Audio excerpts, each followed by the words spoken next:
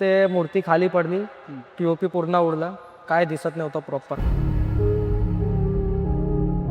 ये बहू है, बच्चा है उसका छोटा 2 साल का। तो मेरे घर में तो अभी खाना वाला वही था, वे सब बंद हो गया ना। खूप कठीण असतं आणि त्याच्यातून ओव्हरकम करायला खूप वेळ जातो, खूप वेळ।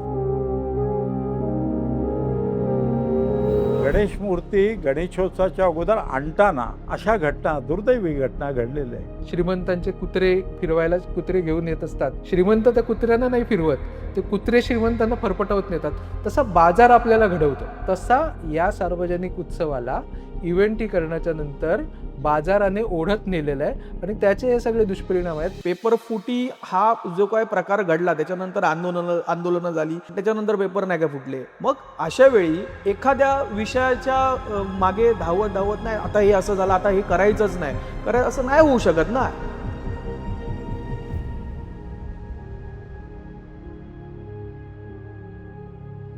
गणपती बाप्पाची 22 फुटांची मूर्ती, जिचं वजन काही टन आहे, ती मूर्ती एकाएकी आगमन सोहळ्यादरम्यान भाविकांवरती कोसळते आणि यात मृत्यू कोणाचा होतो तर मंडळाच्या अध्यक्षाचा आणि कार्यकर्त्याचा।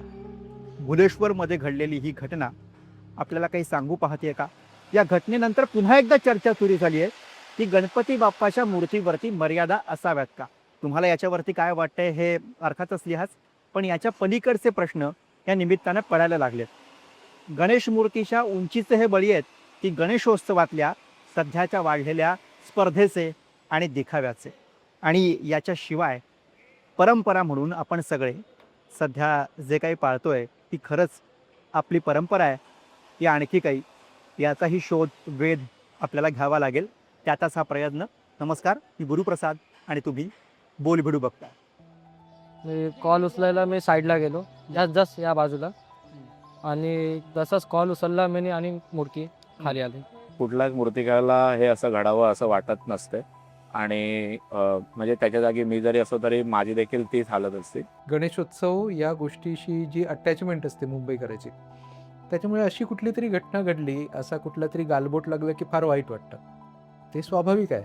पण देवाचं आहे त्यामुळे भावनाप्रधान माणसं होतात आणि जास्त दुःख होतं। साधा दुसरीकडे कुठेतरी अपघात झाला तर एवढं दुःख होत नाही, पण देवाच्या बाबतीत असं झालं आणि त्यामुळे हा दुर्दैवी अपघात, मानसिक एक प्रकारचा आघात समाजाच्या प्रत्येक याच्यावरती, माणसावरती हा आघात होतो। एक कार्यकर्ता अशा या अपघातात जातो म्हणजे ते मंडळ किती पाठी जातं याचा म्हणजे याची अनुभूती आहे आम्हाला। कारण एक कार्यकर्ता ते मंडळ उभं करण्यासाठी, त्या मंडळात काम करण्यासाठी कित्येक वर्षापासून तयारी करत असतो।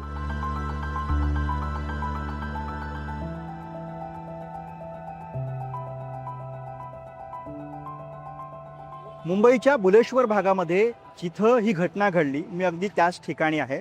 मी जिथं उभा आहे तिथून अगदी काही पावलांच्या अंतरावरती जरा मागे चालत गेलो की तिथे बुलेश्वरच्या राजाचा मंडप आहे, जिथे ही मूर्ती विराजमान होणार होती। मात्र काही पावलाचं अंतर कापणं शिल्लक असतानाच एकाएकी गणपती बाप्पाची भव्य मूर्ती इथे कोसळली, त्याच्या खाली भाविक अडकले आणि त्यात दोघांचा दुर्दैवी मृत्यू झाला।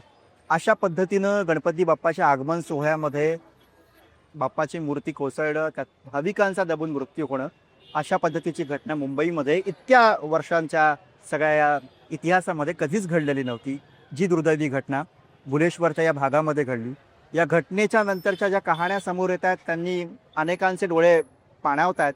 तसेच मनामध्ये एक प्रश्न ती घटना देऊन जाते की हे नेमकं का घडलं।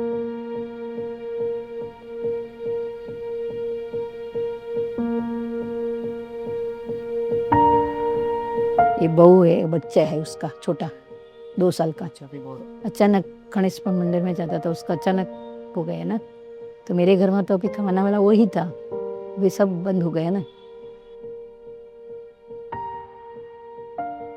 पहिला तर ते मूर्ती खाली पडली, पीओपी पूर्ण उडला, काय दिसत नव्हतं प्रॉपर। तिथे आम्ही तिथे उभे होतो ना, प्रॉपर ते जवळच्या एरिया ना पूर्ण पीओपी झालेला, दूर आलेला पूर्ण पीओपीचा। फटोफट जेव्हा आम्हाला माहीत पडला, सगळ्या कार्यकर्त्यांनी पहिला मूर्ती उचलण्याचा प्रयत्न केला, पण मूर्तीचा वेट जास्त होता।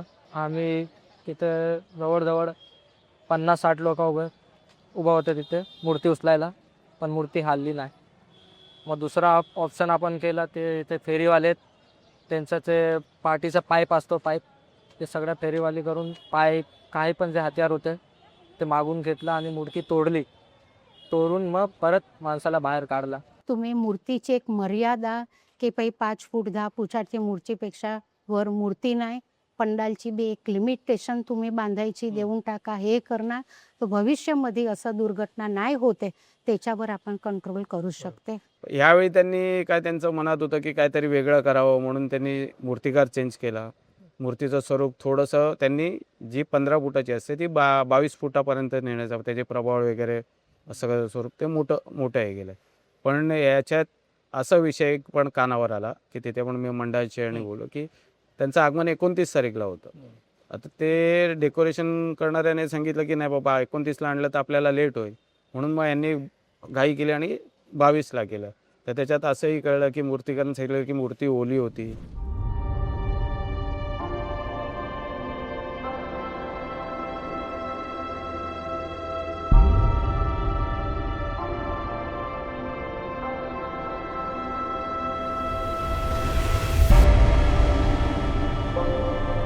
अशी एखादी घटना घडली की पहिली टीका ही मूर्तिकारावरती केली जाते आणि तोच प्रकार यावेळी सुद्धा घडलेला. पण मंडळांच्या या सगळ्या स्पर्धेमध्ये मूर्तिकार हे कसे ओढले जातात हे समजून घेणं सुद्धा महत्त्वाचं आहे. आणि हे समजून घेण्यासाठी मी एका अशा मूर्तिकाराकडे जातोय ज्यानं मागच्या काही वर्षांमध्ये मुंबईतल्या बऱ्याच नामांकित मंडळांच्या उंच मूर्ती साकारलेल्या आहेत. ॲज अ मूर्तिकार मी तर जसं बघायला गेलात तर मग मूर्तिकाराची बाजू देखील तेवढी समजून घेणं, जाणून घेणं गरजेचं आहे. कारण त्याच्या देखील मनावर परिणाम होत असेलच, झालाही असेलच. तर त्याची सध्याची कंडिशन मी खरंच समजू शकते. तर त्यामुळे ते खूप कठीण असतं आणि त्याच्यातून ओव्हरकम करायला खूप वेळ जातो, खूप वेळ. आजच्या घडीला काय होते की काही नवखे मूर्तिकार आहेत, ठीक आहे, त्यांची कला चांगली आहे, सगळं बरोबर आहे, पण हे सगळं करत असताना ना मंडळाचा एक अट्टास असतो काही जणांचा की नाही आम्हाला पण एवढी उंची मूर्ती पाहिजे किंवा आम्हाला पण एवढ्या उंचीचंच बनवायचं आहे. जो त्याचा प्रश्न आहे, आम्ही कुठल्या मंडळाबद्दल बोलू इच्छित नाही. पण मूर्तिकाराने पण या बाजूचा एक विचार केला पाहिजे की ही मूर्ती हे मंडपापर्यंत घेऊन जाऊ शकतात का, विसर्जन करू शकतात का, याचा पण एक आढावा मूर्तिकार घेऊ शकतो आणि मूर्तिकार त्यांना समजवू शकतो. रेस्ट्रिक्शन्स तर 100% यायला हवे. आम्ही स्वतः त्या बाबतीत सक्रिय आहोत आणि उद्या जर समजा आम्हाला स्वतःला, कारण काय की मी देखील मोठ्या मूर्ती बनवत आलेलो आहे आणि माझ्याकडे देखील यंदालाही आहेत मोठ्या मूर्ती आणि गेल्या वर्षी ह्याच्या आधी जेवढे वर्ष मी काम केलेलं आहे तेवढ्या वर्षी देखील बनवलेले आहेत. परंतु आपल्या उत्सवाची ओळखच ही उंचीची असल्यामुळे आपण कुठेतरी त्याच्यावरती रेस्ट्रिक्शन आणणं खूप जास्त गरजेचं आहे. एक आपण बोलतो ना एका पर्टिक्युलर हाईटला जर आपण थांबलो तर त्यामध्ये मला नाही वाटत की जास्त काही चॅलेंजेस फेस करतील मूर्तिकार देखील आणि मंडळ देखील. पण मंडळाच्या बाजूने जर विचार करायचा झाला ना तर 77 साली ज्यावेळी आम्ही ही उंच मूर्ती पहिली बनवली, म्हणजे त्याचा पायंडा आम्ही घातला, ते काय कुठल्या स्पर्धेच्या उद्देशाने हा आम्ही घातलेला नव्हता. ते हे सगळं करत असताना ना मुंबईच्या भौगोलिक परिस्थितीचा सुद्धा आम्ही अभ्यास केला. त्यावेळेचे जे आमचे मूर्तिकार होते दीनानाथ विलिंग, त्यांनी पूर्ण भौगोलिक परिस्थिती जाणली की भविष्यामध्ये जर ब्रिज झाले किंवा हे जे काही झाडांच्या फांद्या असतात किंवा वायर्स असतात, ब्रिज आहेत. आता त्यावेळी तर महत्त्वाचं होतं तर तो चिंचपोगीचा ब्रिज होता, कारण चढाव फार तीव्र होता आणि उतार पण त्याच अनुषंगाने होता. आणि अशा वेळी ती मूर्ती इथून गिरगाव चौपाटीला नेणं ही साधी सोपी गोष्ट नव्हती. ती मूर्ती बनवण्याच्या अगोदर त्याचं विसर्जन कसं करायचं ह्याच्यावर त्यांचा जास्त भर होता. त्यांनी ट्रॉलीची डिझाईन स्वतः घेतलेली होती. ते स्वतः जे स्कूल ऑफ फूडचे आर्टचे स्टुडंट पण होते. टेक्निकली बाजू त्यांनी सगळ्या पहिल्या बघितल्या आणि मग त्यांनी ही कलाकृती करण्याचा धाडस केला आणि ती त्यांनी बनवली. धर्मशास्त्रामध्ये खरं सांगायचं तर सार्वजनिक गणेशोत्सवामध्ये मूर्ती किती उंच असावी धर्मशास्त्रात लिहिलेलं नाही. इथे प्रॅक्टिकल बघायला पाहिजे की उंची जास्त होती आणि स्पर्धा असते, जीवघेणी स्पर्धा आहे. गणेश मूर्ती मोठी कोणाची आहे ते उंची वाढत गेल्यानंतर त्याचं सांभाळणं, ते आणणं मंडपामध्ये, तिची पूजा करणं आणि विसर्जन करणं हे सुरक्षितरित्या व्हायला पाहिजे. मुंबईच्या गल्लीबोळातनं सुरू झालेला हा गणेशोत्सव आज घडीला जागतिक चर्चेचा विषय बनलेला आहे. जसा मुंबईतला गणेशोत्सव वाढला तशीच मुंबईतली लोकसंख्या सुद्धा वाढली आणि मुंबई या छोट्याशा शहरावरती असलेला ताण आणि लोड सुद्धा वाढत गेला आणि ती परिस्थिती आपण सगळे आज अनुभवतोय. अशात गणेशोत्सवातली स्पर्धा वाढलेली आहे, गणेश मंडळं वाढलेली आहेत आणि गणपती बाप्पांची संख्या सुद्धा वाढलेली आहे. या सगळ्या परिस्थितीमध्ये मुंबईच्या या सगळ्या अरुंद गल्ल्यातनं 20-20, 22-22 फुटांचे गणपती बाप्पा ट्रॉलीवरनं घेऊन जाणं ही गोष्ट मुळात किती व्यवहारी आहे हा प्रश्न पडतोय. कुठे ना कुठे रस्त्यात खड्डे, टाक्यांचे प्रॉब्लेम, त्याच्यात ह्या ट्रॉल्यांवरती वेट असतं. काहींच्या ट्रॉल्यांचे व्हील्स छोटे मोठे असतात, तर ते बॅलन्स करताना किंवा खेचताना कधी धक्के पण लागतात. मॅनपॉवर तेवढी नसली तर मूर्ती खेचतात तेव्हा त्या मूर्तीला धक्का लागतो. तर रस्त्याचे तर प्रॉब्लेम आहेतच. म्हणजे किंवा आपण बोललो तरी एकदम पण सुळसुळीत रस्ते नसतात ते, त्याच्यामुळे आणि अनइवन असतात. 2 साईडला स्लोप असतो, हे असतो. ती जागेवर जरी बनवली तरी तिला विसर्जनासाठी प्रस्थान करायचंच आहे, तर त्यामुळे ती प्रोसेस बदलत नाही. तुम्ही जागेवर जरी मूर्ती बनवलीत तरी मूर्तीची घडणावळ, परत त्याच्यानंतर त्याच्यामध्ये काम करण्याची पद्धत तीच राहते, ती बदलत नाही. कारण एका पॉईंट मूर्ती काय तिथे आयुष्यभरासाठी स्थापना होत नाही. मूर्ती ती एक 10 दिवसांनंतर तिला विसर्जनासाठी निघायचं आहे.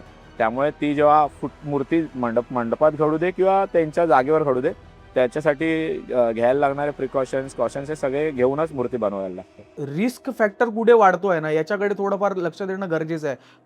खड्ड्यांमुळे होत आहे, उंचीच्या मर्यादेमुळे होत आहे, की कार्यकर्त्यांच्या अतिउत्साहीपणामुळे होत आहे, मूर्तिकाराच्या चुकीमुळे होत आहे, हे कसं झालं, काय झालं याचा वेध घेणं आणि त्याच्यातनं काहीतरी शिकणं हे गरजेचंच आहे. रस्ते चांगले असतील तर गणेश मूर्ती सुरक्षितपणे मंडपात येईल आणि मंडपामध्ये सुद्धा शिस्त पालन व्हायला पाहिजे. आणि त्यासाठी खरं सांगायचं तर गणपती आपल्याला बुद्धिदाताच तो, तशी बुद्धी गणपतीनं या मंडळांना द्यायला पाहिजे. इथे जीवघेणी स्पर्धा नको, इथे सुरक्षितता महत्त्वाची आहे. कारण हा धार्मिक प्रश्न आहे, हा भावनेशी निगडीतचा प्रश्न आहे. त्यामुळे नियम आणि कायद्यानं हा प्रश्न सुटणार नाही. तर मुळात एकच गणपती होता जो 50-60 वर्षापूर्वी स्थापन झालेला असेल त्या भागातला, आणि त्याचे आता असे वेगवेगळे भाग घडले. एरियामध्ये पण असंच होतं, एका बिल्डिंगमध्ये एकच गणपती असायचा. आता तर सगळेच जण गणपती आणायला लागले. म्हणजे गणपती आणणं याच्यात श्रद्धेचा भाग किती राहिलेला आहे हा मुळात प्रश्न आहे.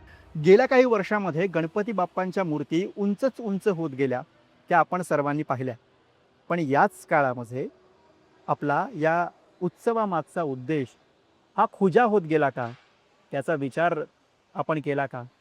तर खऱ्या अर्थानं उत्सवाच्या ज्या टप्प्यावरती आपण आहोत त्या टप्प्यावरती विचार करण्याची हीच खरी वेळ आहे. 1894 मध्ये लोकमान्य बाळ गंगाधर टिळकांनी सार्वजनिक गणेशोत्सव सुरू केला. तो कशाकरता केला?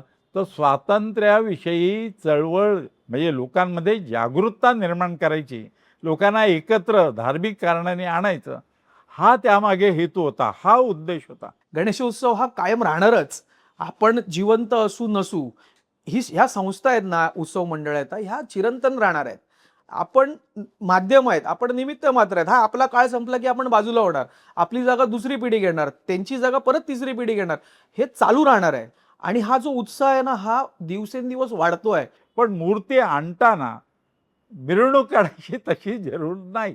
लोक प्रेमाने येतात, भक्तीने येतात, सुंदर मूर्ती असते, पण ती झाकून आणायची असते. काही वेळा पायाची पूजा करतात, नुसता पाय, मूर्ती व्हायची आहे त्याची पूजा, पाद्यपूजा जरूर नाही आहे करायची. मूर्तीची पूजा असते, संपूर्ण गणेश मूर्ती तयार झाली की त्याची पूजा असते. अशा वेळी जे आगमन सोहळे होतात ना, ठीक आहे, आगमन सोहळा होणं ही काही चुकीची बाब नाही, ते करतायत त्यांना करू द्या, पण त्याला कुठेतरी शिस्त हवी.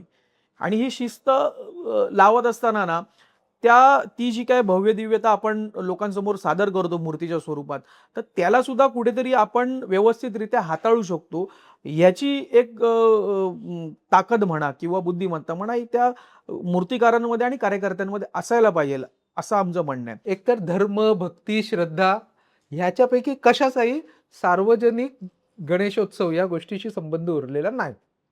ती स्वतंत्र एक इव्हेंट किंवा मार्केटची गरज बनलेली आहे, हे आपण समजून घ्यायला पाहिजे. तो एक राजकारणाचा भाग झालेला आहे, हे समजून घ्यायला पाहिजे. त्याच्यामुळे आपण त्याच्यामुळे धर्म, श्रद्धा किंवा काहीतरी दुखावलं जातं असं तर काही गोष्ट मानू नये.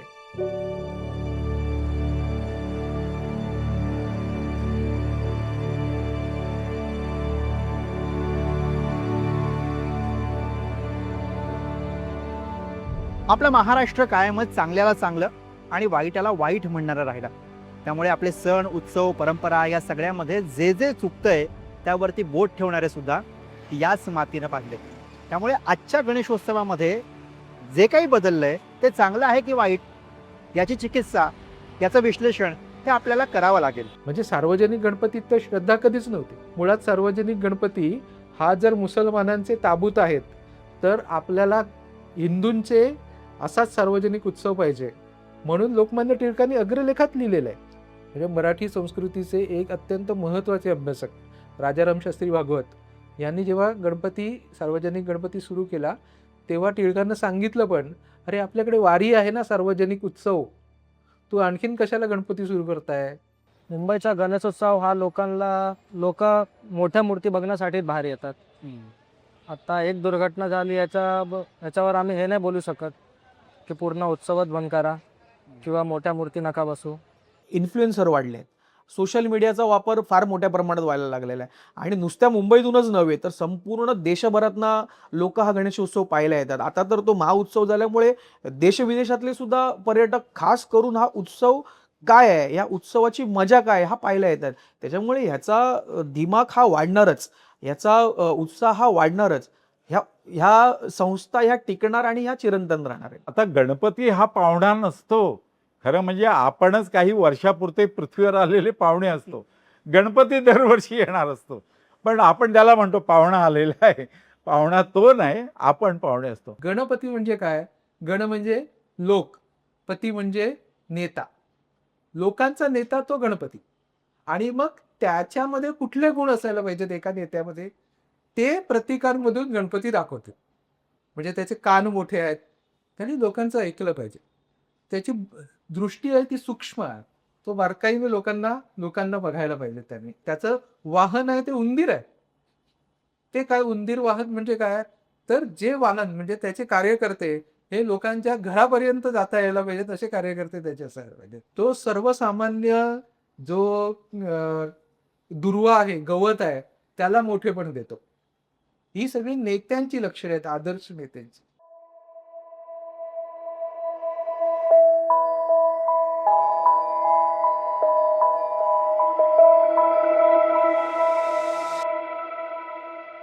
दिवसभर अनेकांशी बोलून जे जे सापडलंय ते तुमच्या समोर ठेवलंय.